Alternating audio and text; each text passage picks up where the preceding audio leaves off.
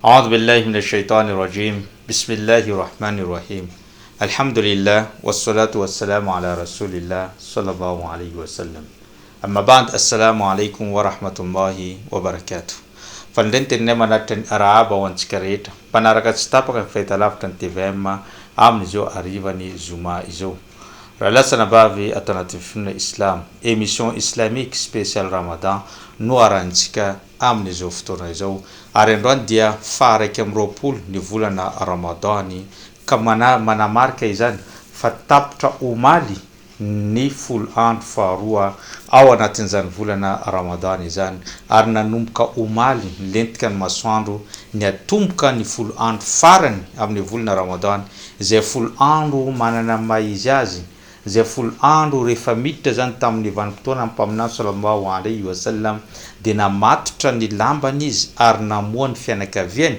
ary namelona ny aliny manomboka amin'ny raika amby roapolo ka hatramin'ny fiafaran'izany volana ramadan zany amin'ny alalan'ny fanompona maro samihafa amin'ny alalan'ny ireo karazana soala fifehezana famakiana ny boky masina al-Qur'an al-Karim sy ny rehetrarehetra izay mety mifanaraka amin'izany folo andro farany amin'izany volana ramadany izany. Raha lasana bavy atanatin'ny finoana islam amin'ny ty androany ty dia fanontaniana anankiray no apetraka eo amintsika. Raha ohatra ka roapolo andro tamin'ny volana ramadany zay no lasa, fanontaniana mipetraka amin'ny tsirairay raha ohatra ka androany no farany iainanao eto ambony tany na hoe mody mandry ianao amin'ity alina ity. Fanontaniana mipetraka le asa nataonao nandritra ny roapolo andro zay ve mety azahoanao antoka fa hamafany tompo Allah subhanahu wa ta'ala ny fahotanao. Roapolo andro lasa zay ve mety idiranao anatin'izany paradisan'ny Allah subhanahu wa ta'ala zay. Ny roapolo andro lasa zay nataonao tamin'ny volana ramadan zany mety ahazoanao ny fahasoavana eo anatreny Allah subhanahu wa ta'ala, mety ahazoanao fifaliany Allah, mety afapo tamin'ny asa zay nataonao ve tompo Allah subhanahu wa ta'ala. Sasanatry tsy afapo izy nisan'ireo olona matiantoka anao, sa hoe anisan'ireo olona ao anatin'ny afobenao, sa ve anisan'ireo olona tsy voavela ny elikao ary tsy nahazo zany famindram-pony Allah subhanahu wa ta'ala. Amin'izany indrindra no entintsika iresadresaka amin'ity androany ity, somary lanjalanjao mialohan'ny fiafaran'ny volana ramadan ny asa zay vitanao, adinio tsara, dinio ny zavatra zay natolotrao ny Allah tamin'ny roapolo andro farany, dia dinio ihany koa ny mbola tokony ho atolotrao azy amin'ny folo farany ho avy izao.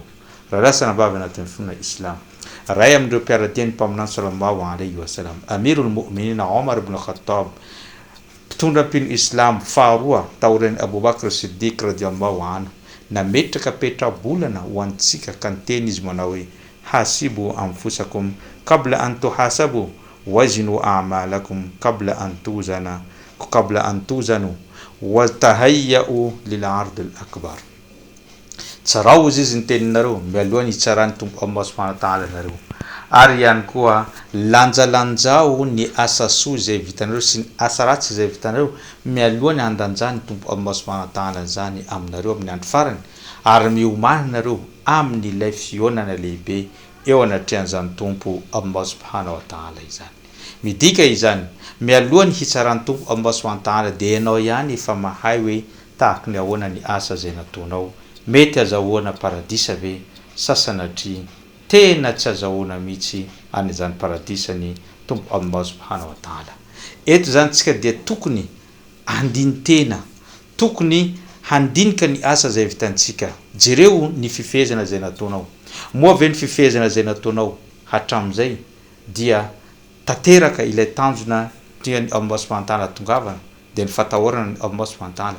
Moa ve azo lazaina fa hoe matahotra ny Allah subhanahu wa ta'ala anao ankehitriny, ny fatahorana ny Allah subhanahu wa ta'ala dia ny fanatanteranao ireo didiny ary fiatanao amin'ireo zavatra zay norarana.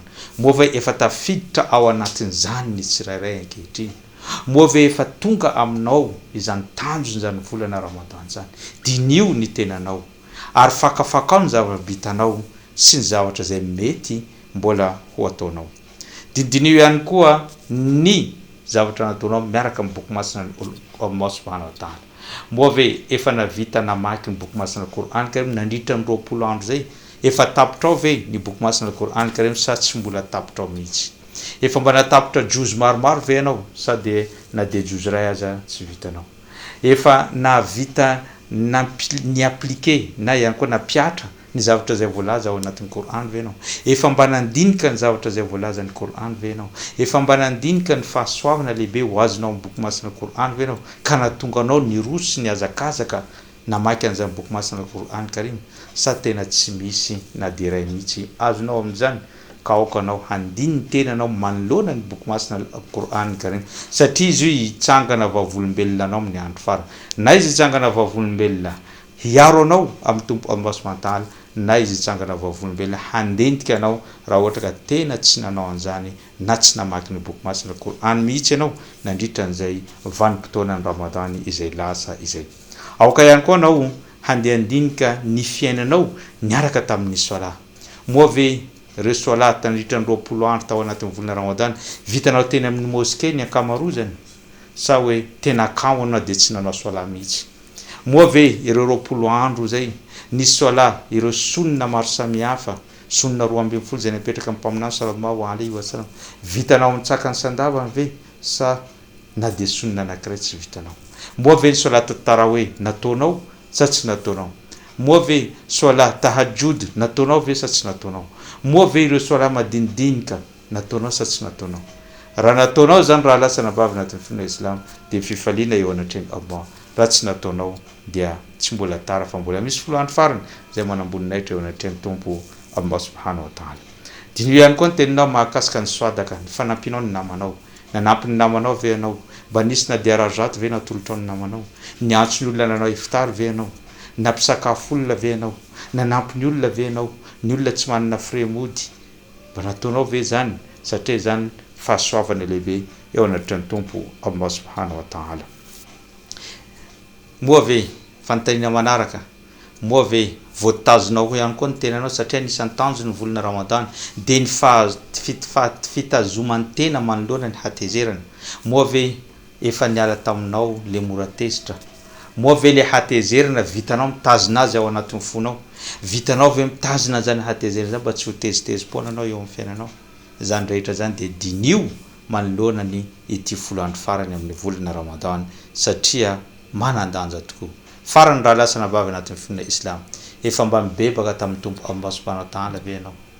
Efa mba nifona taminy ve ianao tamindreo adalana sy fahotana maro vitanao nandritra ny androm-piainanao zay? Efa mba nitalao taminy ve ianao mba hamafana an'izany fahotanao zany? Zany rehetra zany dia tokony hitsanganantsika ny fifehezana, ny famakiana ny boky masina Qur'an Karim, ny fanaovana sola, ny fanampianao ny namanao, ny fitazoman'ny tena, ny famelanao ny namanao raha sendraka nanao diso, ary farany teo dia ny fibebana amin'ny tompo Allah subhanahu wa ta'ala. Fantahinana mipetraka raha ohatra ka maty antsika ankehitriny, moa ve tafiditra ao anatin'ny paradisa? Raha hitanao fa mety ho tafiditra ao amin'ny paradisa noho ny asa zay nataonao nandritra ny 20 andro zay dia tohizo fa tsara izany.